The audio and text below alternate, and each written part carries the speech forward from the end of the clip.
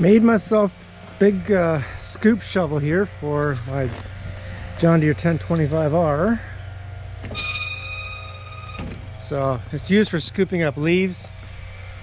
Used it a bit already. Actually works pretty good. It's 8 feet wide, and I think from this edge to here, talking like 40 inches. Now it's